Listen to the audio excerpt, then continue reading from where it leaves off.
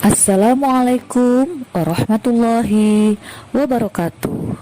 Bertemu kembali dengan saya, Bu Tien, asal SMA Islam An-Nizam, Medan. Pembahasan kita kali ini, anak-anak sekalian, adalah mengenai klasifikasi kelompok sosial. Klasifikasi kelompok sosial dapat dibedakan menjadi dua. Yang pertama, menurut para ahli. Yang kedua, klasifikasi menurut kriterianya. Nah, masuk kita kepada pembahasan yang pertama. Klasifikasi kelompok sosial berdasarkan para ahli.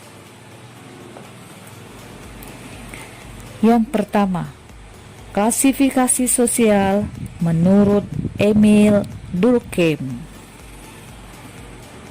Emil Durkheim dalam bukunya yang berjudul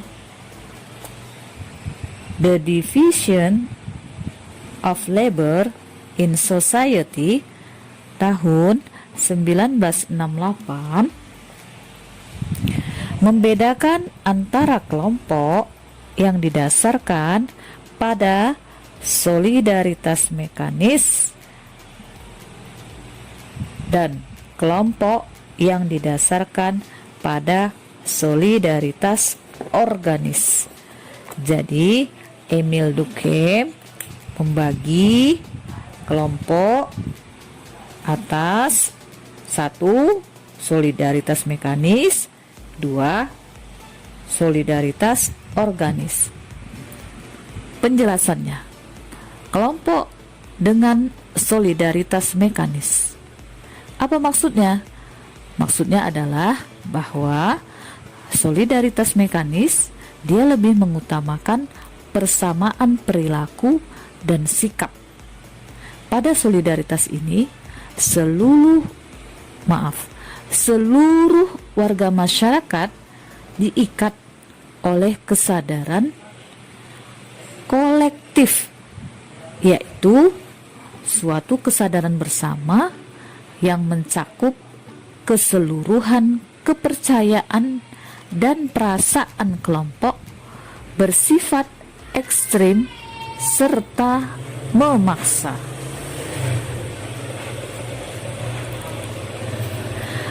Pada umumnya, spesialisasi seperti keahlian atau pembagian kerja individu tidak menonjol. Kenapa? Karena siapapun dapat melakukan semua hal, sehingga kedudukan masyarakat dipandang lebih penting daripada kedudukan individu. Ya, kita kasih contoh.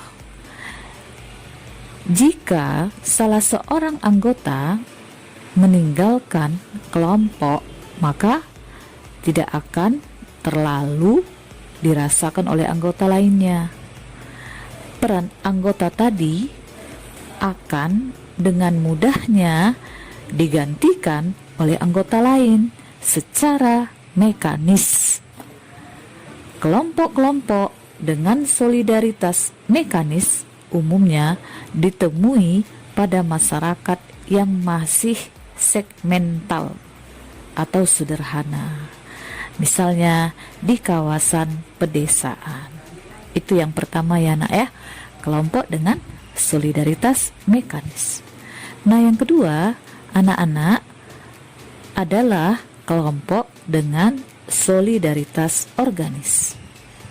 Penjelasannya adalah bahwa masyarakat dengan solidaritas organis telah mengenal pembagian kerja yang terperinci, ya, sehingga dipersatukanlah masyarakat tadi oleh rasa saling tergantung atau interdependensi antar bagian. Nah, anak-anak, pada masyarakat ini ikatan utama yang mempersatukan bukan lagi kesadaran kolektif, Ayo, siapa tahu apa yang mempersatukan mereka? Iya, bagus. Ya, yang mempersatukan mereka adalah kesepakatan yang terjalin di antara berbagai profesi. Hukum yang menonjol bukan hukum pidana, melainkan ikatan hukum perdata. Kelompok-kelompok dengan organis umumnya terdapat dalam masyarakat yang kompleks, misalnya di kawasan perkotaan. Ya. Oke, itu dari Emile Durkheim. Nah, yang kedua adalah Ferdinand Tönnies. Dalam bukunya yang berjudul Gemeinschaft und Gesellschaft, Ferdinand Tönnies membuat perbedaan antara dua jenis yang dinamakan Gemeinschaft dan Gesellschaft. Nah, bentuk kelompok sosial semacam ini oleh Profesor Joyo Digono, seorang sosiolog dari Universitas Gadjah Mada, diterjemahkan sebagai kelompok paguyuban dan patembayan. Kelompok paguyuban. Apa itu paguyuban? Paguyuban atau Gemeinschaft adalah bentuk kehidupan bersama di mana anggota-anggotanya diikat oleh hubungan batin yang murni dan bersifat alamiah serta relatif abadi. Dasar hubungannya apa? Dasar hubungannya adalah rasa cinta dan kepedulian nyata. Kelompok paguyuban sering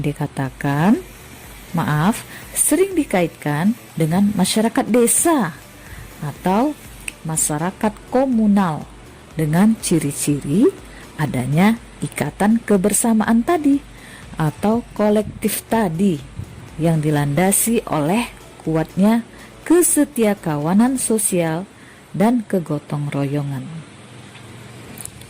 Nah, ada 3 jenis nih kelompok paguyuban atau Gemeinschaft. Yang pertama, Gemeinschaft by blood, mengacu pada ikatan-ikatan kekerabatan, hubungan darah begitu. Contohnya apa? Contohnya kelompok kekerabatan atau perhimpunan marga. Ya, misalnya marga Lubis, ya, buat perkumpulan. Ya, orang Padang buat perkumpulan atas dasar ikatan darah tadi atau ikatan kekerabatan. Nah, yang kedua, Gemeinschaft of Fleisch pada dasarnya merupakan ikatan yang berdasarkan kedekatan tempat tinggal atau place atau tempat bekerja, sehingga mendorong individu untuk berhubungan akrab dan saling menolong satu dengan lainnya. Apa contohnya? Contohnya rukun tetangga, RT. Apalagi contohnya? Contohnya adalah rukun warga, RW. Yang ketiga, Gemeinschaft of Mind. Ini mengacu pada hubungan persahabatan yang disebabkan oleh persamaan keahlian, pekerjaan, dan pandangan yang mendorong individu-individu untuk saling berhubungan secara teratur. Nah, apa contohnya? Iya, bagus. Contohnya kelompok sahabat, organisasi profesi, dan lain sebagainya. Oke, jadi kita ulang. Ferdinand Tönnies mengatakan bahwa kelompok paguyuban atau Gemeinschaft itu dibagi 3. Yang pertama, Gemeinschaft by blood. Yang kedua, Gemeinschaft of Fleisch. Yang ketiga, Gemeinschaft of Mind. Nah, yang kedua adalah kelompok patembayan.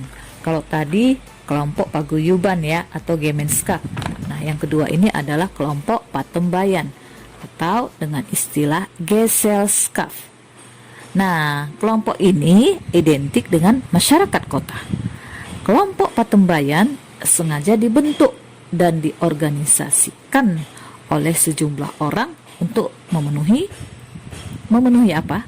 Iya, bagus, untuk memenuhi kepentingan tertentu. Nah, sekumpulan orang tadi memang hadir bersama, tapi masing-masing tetap mandiri dan mementingkan pamrih, balas jasa, balas budi. Nah, contoh hubungan corak hubungannya cenderung bersifat sementara dan semu. Misalnya terbatas di bidang ekonomi, ya, di bidang profesi, atau di bidang politik dan sebagainya. Ya, itu kelompok patembayan. Ya, jadi ada kelompok paguyuban dan ada kelompok patembayan yang dikemukakan oleh Ferdinand Tönnies. Berikutnya, klasifikasi kelompok sosial menurut ahli R.C. Giller. Beliau menggolongkan kelompok sosial menjadi dua kelompok, yaitu kelompok terbuka dan kelompok tertutup. Kelompok terbuka, apa itu kelompok terbuka?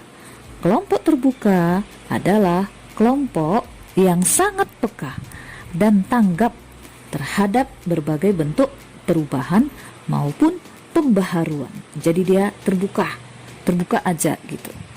Nah, kelompok terbuka juga lebih bebas menerima serta melepaskan anggotanya, sehingga membuka kemungkinan bagi masuknya anggota-anggota baru dengan ide-ide segar demi mendukung pencapaian tujuan kelompok ataupun memecahkan masalah internal, masalah di dalam kelompok. Jadi terbuka, welcome istilahnya. Nah, yang kedua, kelompok tertutup. Kelompok tertutup kebalikan dari kelompok terbuka. Dia cenderung sulit menerima perubahan dan lazimnya lebih mengutamakan upaya-upaya untuk menjaga kestabilan kelompok. Nah, pada kelompok tertutup, penerimaan dan pelepasan anggota dibatasi sedemikian rupa sehingga sukar mengharapkan munculnya ide-ide segar untuk kepentingan kelompok. Oke, Ibu mau tanya, kamu kalau membuat sebuah kelompok sukanya yang mana? Kelompok terbuka atau tertutup? Silahkan memberikan jawabannya. Oke, berikutnya klasifikasi kelompok sosial yang dikemukakan oleh Robert Birchdead. Robert membedakan kelompok sosial menjadi beberapa kelompok. Yang pertama, kelompok asosiasi atau associational group. Nah, apa itu kelompok asosiasi? Kelompok asosiasi di mana para anggota kelompok asosiasi mempunyai kesadaran jenis, persamaan kepentingan maupun kepentingan bersama. Ada kontak, komunikasi, serta di antara para anggota dijumpai adanya ikatan organisasi formal. Nah, ya, itu namanya kelompok asosiasi. Bisa kamu berikan contoh anak-anak? Oke, bagus sekali. Contohnya adalah kelompok OSIS atau OSIS, organisasi siswa intrasekolah. Apalagi bagus, Pramuka, Karang Taruna, PMR, Palang Merah Remaja. Itu termasuk dalam kelompok asosiasi. Yang kedua, kelompok sosial atau social group. Nah, apa itu kelompok sosial? Kelompok sosial di mana anggotanya mempunyai kesadaran jenis dan berhubungan satu dengan yang lain, tetapi tidak terikat dalam ikatan organisasi. Apa contohnya? Bagus. Contohnya adalah kelompok teman dan kerabat. Ya, jadi dia tidak terikat dalam sebuah organisasi. Nah, yang ketiga, kelompok kemasyarakatan atau societal group. Apa itu kelompok kemasyarakatan? Kelompok kemasyarakatan adalah kelompok yang hanya memiliki kesadaran akan persamaan di antara mereka. Belum ada kontak dan komunikasi di antara mereka, juga tidak ada organisasi. Apa contohnya? Oke, bagus. Contohnya adalah pengelompokan penduduk menurut jenis kelamin. Ya, laki-laki, ini perempuan. Oke. Yang keempat, kelompok statis atau statistical group. Kelompok ini tidak memenuhi seluruh kriteria BSD. Kelompok statistik hanya ada dalam arti analitis dan merupakan hasil ciptaan para ilmuwan sosial.